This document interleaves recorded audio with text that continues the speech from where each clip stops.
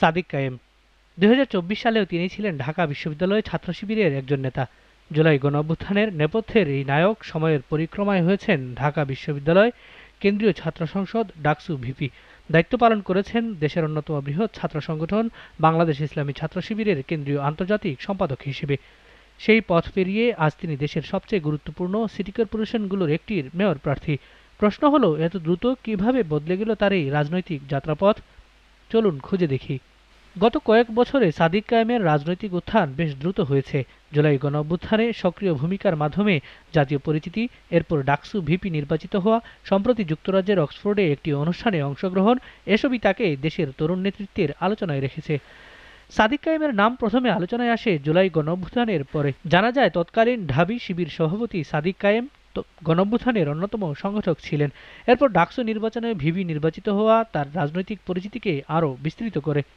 আর এখন সাধারণ শিক্ষার্থীদের মাঝে বিপুল জনপ্রিয়তা পাওয়া এই ছাত্রনেতার জীবনে আরেকটি বড় মোড়। সোমবার ছাত্র শিবির থেকে আনুষ্ঠানিক বিদায় নিয়েছেন সাদিক কায়েম। সম্প্রতি জামায়াতে ইসলামী যখন তাকে ঢাকা দক্ষিণ সিটি কর্পোরেশনের মেয়র পদে প্রার্থী ঘোষণা করে, তখন থেকেই শিবির থেকে তার বিদায়ের গুঞ্জন শোনা যাচ্ছিল। ছাত্র শিবিরের মতো গতিশীল সংগঠন থেকে তার এই বিদায় অনেকের কাছেই শুধু একটি পরিবর্তন নয়, বরং ছাত্র রাজনীতি থেকে জাতীয় রাজনীতিতে প্রবেশের একটি গুরুত্বপূর্ণ ধাপ। এর মধ্যেই ব্যক্তিগত জীবনেও এসেছে নতুন অধ্যায়। সম্প্রতি তিনি বিয়ে করেছেন। একই সময়ে আন্তর্জাতিক পরিমণ্ডলেও তার উপস্থিতি লক্ষ্য করা গেছে। চীন সফরের পর যুক্তরাজ্যের অক্সফোর্ডে একটি অনুষ্ঠানে অংশগ্রহণ তাকে নিয়ে নতুন আলোচনা তৈরি করেছে। সোশ্যাল মিডিয়ার জনপ্রিয়তা, ছাত্র রাজনীতির সাফল্য কিংবা আন্দোলনের নেতৃত্ব তার জাতীয় ও আন্তর্জাতিক পরিচিতি এনে দিয়েছে। কিন্তু রাজনীতিতে সবচেয়ে কঠিন পরীক্ষা হয় নির্বাচনে।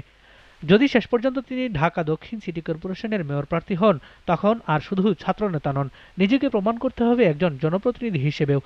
ফলে এটি হতে পারে সাদিক কায়েমের রাজনৈতিক ক্যারিয়ারের সবচেয়ে বড় পরীক্ষাগুলোর একটি। এখন দেখার বিষয়, জুলাই গণঅভ্যুত্থানের মধ্য দিয়ে ফ্যাসিবাদী সরকারের পতনে অনন্য ভূমিকা রাখা এই সংগঠক ভোটের মাঠে কতটা সফলতা দেখাতে পারেন।